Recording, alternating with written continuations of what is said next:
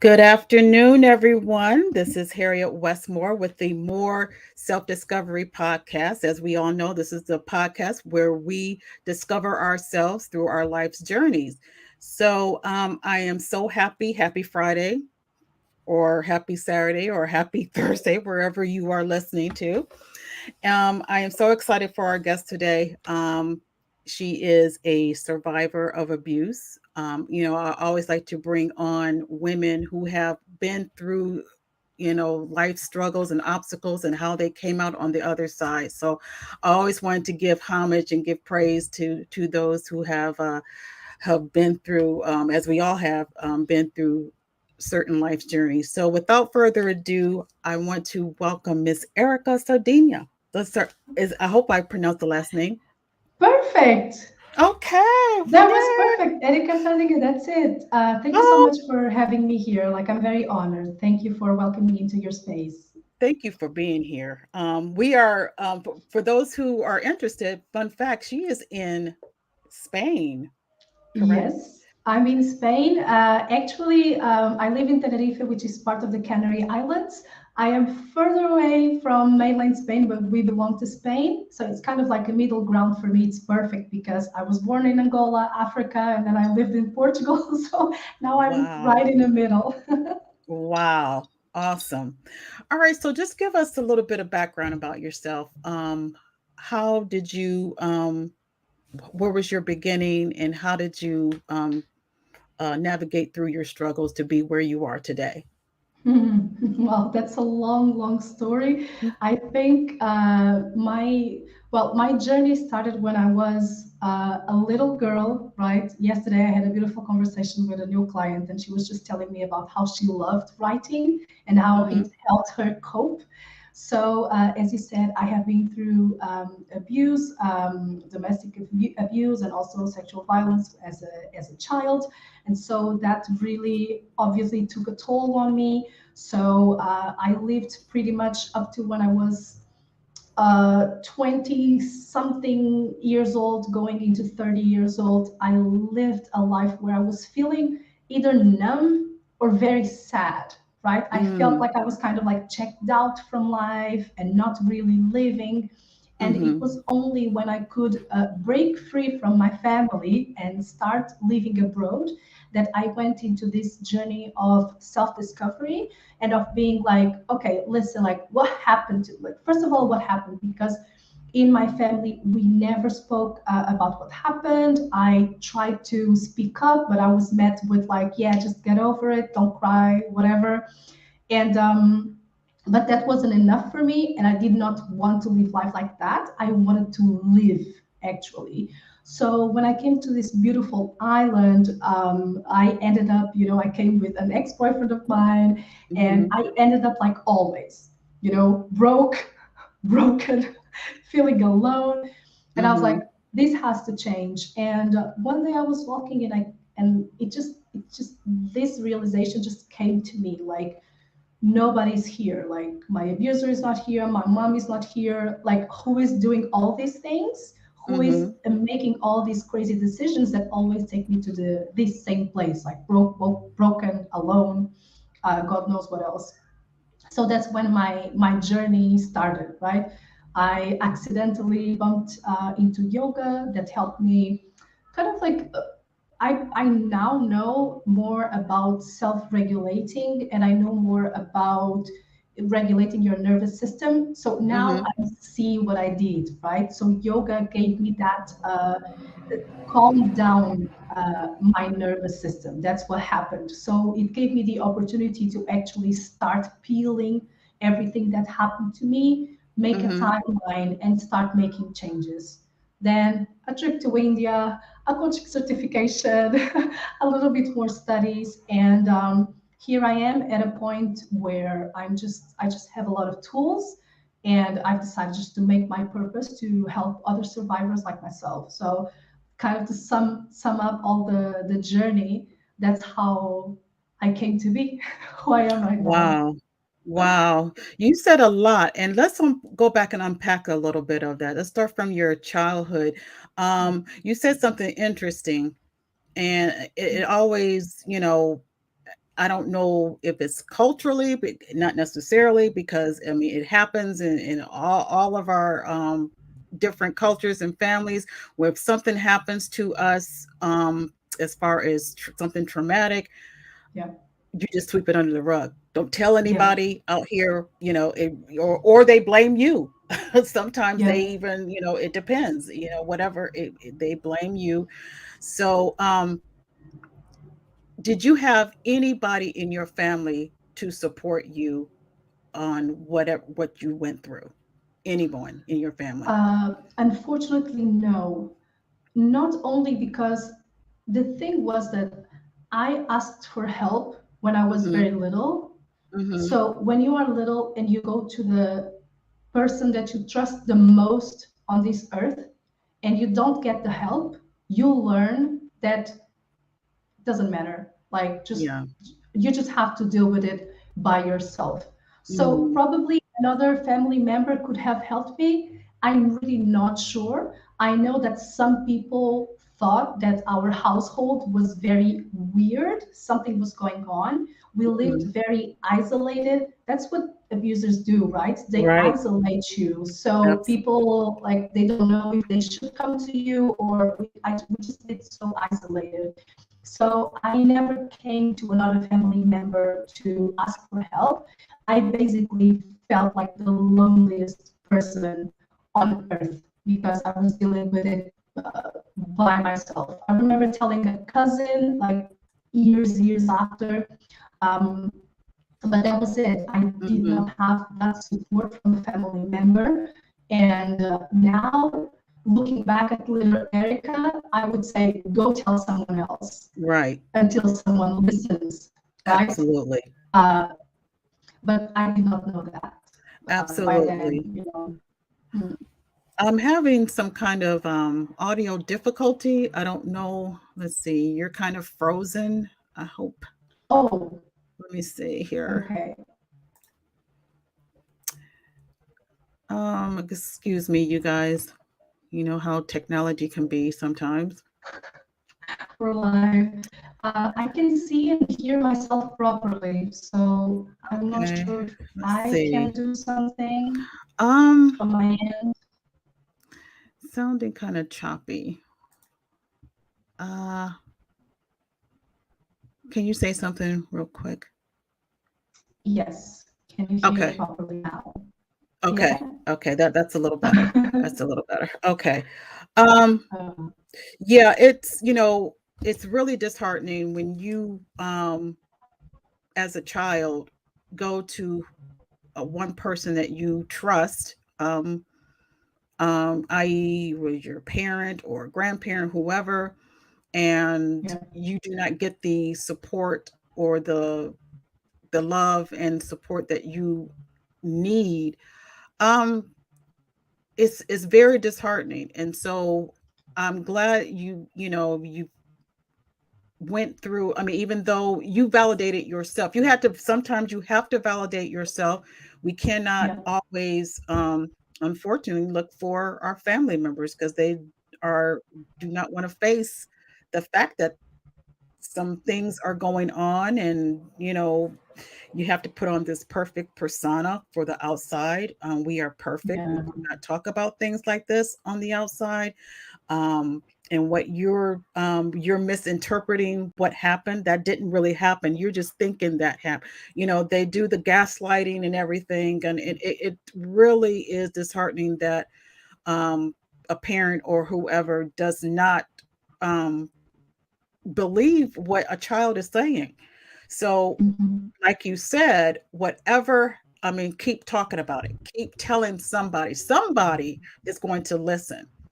And like Yeah. you eventually you had to leave your unfortunately you had to leave that environment, which is you thought as your safe place, which is your family, in order to take Yeah. care of yourself.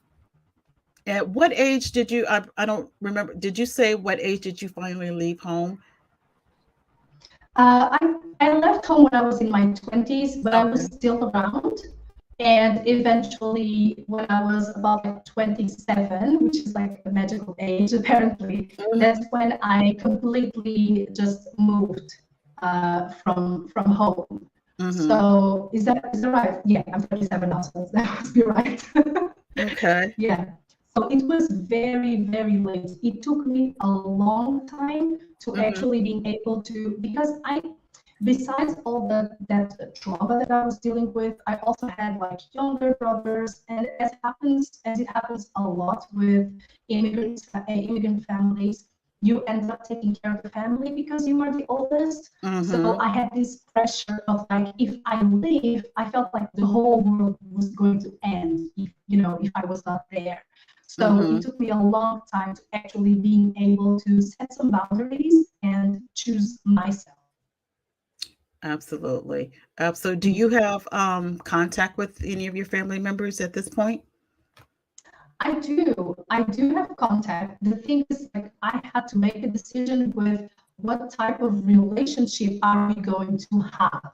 You Mm-hmm. know, I do understand where people are coming from. I don't think it's fair at all, but I do know that hurt people, and Right. that when you come from trauma, sometimes you normalize things that are completely unacceptable. That's not Mm-hmm. me right now, but at the same time, I have the relationship that I want to have, and I had to learn that. For example, I am not going to have so a close relationship or talk about certain things with certain Mm-hmm. members of the family. You know what Mm-hmm. I mean? I learned to get my love, my validation, and even be my vulnerable self with Mm-hmm. other people outside of these close family members in particular. It took me decades to get this far because I always had hope. And Right. let me be honest, I do have a little bit of hope still, Mm-hmm. but I manage it way better now. Like my life doesn't depend on it. I'm still happy and living life. Absolutely. Absolutely. So talk about Erica's healing space. What is that? Erica's Healing Space is a place where I help people heal, and I welcome people into a space where we heal from a place of light and positivity, because healing can be such a heavy topic, and it is, and we do suffer and we do cry, but it's also something liberating, uplifting, and it's something that's going to free yourself to Mm-hmm. live the life that you want to live. So Erica's Healing Space, yeah, it's my baby. It's where I share my videos. I'm vulnerable. I share silly things, and just showcasing myself as a survivor that I am, but also Mm-hmm. like living my best life. Absolutely. How receptive of how people that come into your space, how are they are they feeling comfortable? They feel that they are automatic because you're a very easy uh person, with you have the you Oh, could just show the passion and the love that you express to others, and if what you I could tell your passion in your work. So I'm mhm. feeling that, when people reach out to you, that they feel, okay, I can finally I found somebody that can connect with me, and I can, get the support that I Yeah. need. So is that how your feedback as far as your space and your tribe? This is actually you guys her Facebook, but I want her to kind of talk about Yeah. what she Yeah. I feel like people, the thing that I'm most proud of about like my content and the work that I'm doing is that people, they know my work, mhm and when they come to me, they already know what I'm all about, and the conversations really flow. And the mhm feedback that I have is that they just love how open I am, and at the same time, they love how positive I am about all these things. I was having a conversation with someone, actually it was yesterday. They were telling me about where they went to this allegedly healing event, mhm and she left the place feeling very depressed, right? There is a time for everything. There is a time to vent. There is a time to cry. right But I like to leave people in a space of hope. You know, I'm gonna dive, like I'm gonna dig very deep with you, but I'm gonna do my best to just give you that hope that Yes, will keep you walking, towards. So that's like the work that I'm trying to, yeah, to do. And people are actually responding in a very positive way. So yeah, I'm here trying to take care of everybody and protect my community at all costs. It's kind of a absolutely. new community. So right now, like I know everybody, so I'm just checking in on everybody while I can. It's just beautiful, just beautiful. That's awesome. And people, you guys, if you guys are interested, what is the process? Do you do a discovery call with them first before you invite them into the group, or how do you how people can participate and be a part of your group? Sure. Like my group is a free group, so everybody can participate. The only Okay. thing is that you've got some questions that you need to answer, and you need to respect the rules of the group as any other Facebook group. So the Mm-hmm. questions are actually quite simple, but you obviously have to be a survivor. Doesn't matter if you're a man or a woman. And you've got to be willing to actually being happy and fulfilled. You have to be willing to do the work. Like I'm working on Right. a free course right now. It's just like I'm busting my ass off. Sorry for the words, but it's just like you've got to be willing to do the work, and so to liberate yourself. That's the only thing you need to do to be a part of of my happy survivors tribe. And this is exactly what I put on the chat, so you guys can, if you're interested in being a part of Erica's Happy Survivors Tribe, please support her and please, join the group. I'm sure she will give you all the tools and resources that you need to, take care of yourself, Mm. physically as well as mentally, in your journey for self discovery. What would you say for a person right now that is going through trauma, or trying to move on, and based on your experience, what advice would you give this person? If you are just starting out, if you think like something is really, really wrong and you have to address it, I would say start with the basics. I know this sounds like I could give you like a bunch of tips here, very advanced and whatever, but I really need you to ground yourself and to actually be able to think and to act properly. So I would say make sure you're sleeping properly, make sure you're doing some exercise, moving your body, and make sure you have some way of grounding yourself before going into this deep work.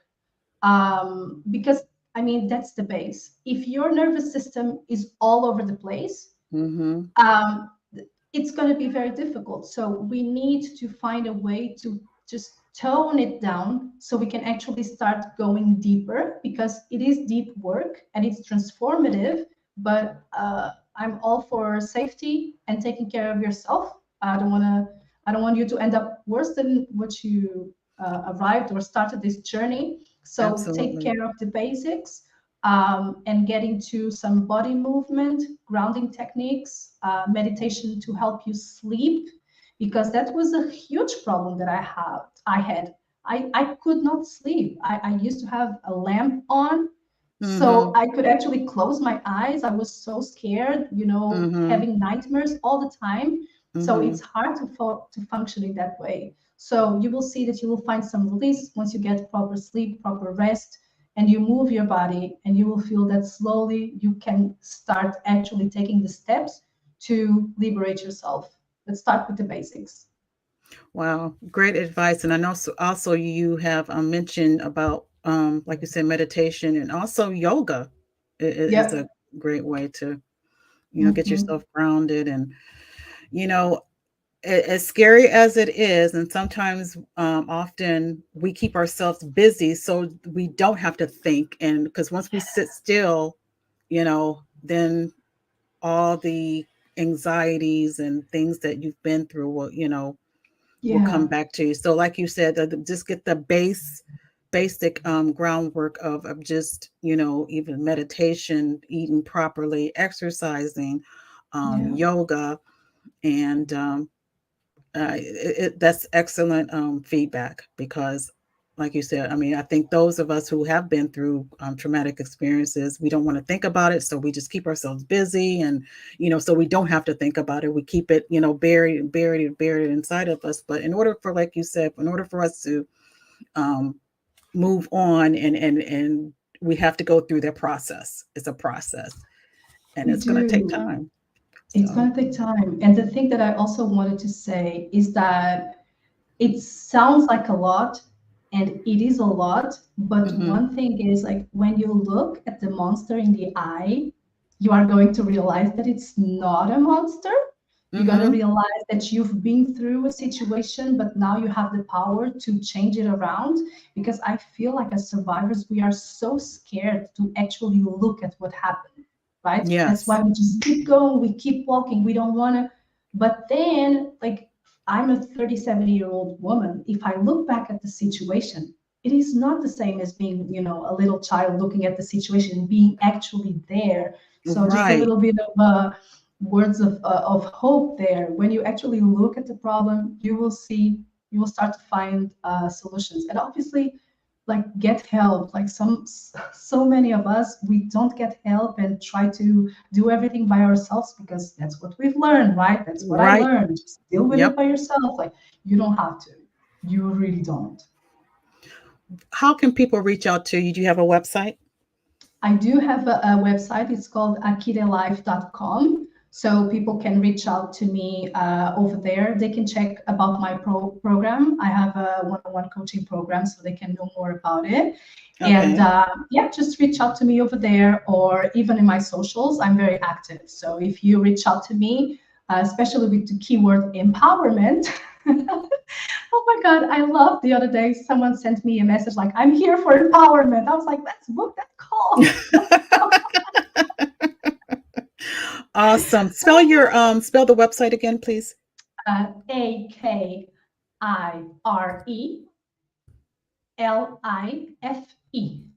All right. akirelife.com. There you go. There you Yeah, go. reach All out to right, me for some empowerment. yes, absolutely. We all need it. So, all right. Thank you so much for being a treat and delight to talk to. Everybody, please join in her Facebook group. Please reach out to her on akiralife.com for just if you want a one-on-one consult or coaching. She is there to support. You can just hear her voice and her passion, that she is, a passionate person of what she does. So I thank you so much for taking the time out and speaking to me. And like I said, I really would like for you to come back as a guest on my other uh, Facebook group, specifically for that group. Um, Oh, and so I would talk to you about that when, at a later date. I think what you're offering would be a great resource for the women that I support in that particular Facebook group in itself. wow. Okay, thank you. Thank you. We'll talk about it. Absolutely. All right, you guys, please stay safe and take care of yourself. The resources are here. I try to bring people on that are absolutely positive, who took a negative and turned into a positive, and their journeys have been to self discovery, which is hence why I call my podcast Self Discovery Podcast. So, um, next time, you guys stay tuned for another guest. But in the meantime and in between time, be safe and be blessed. Thank you so much.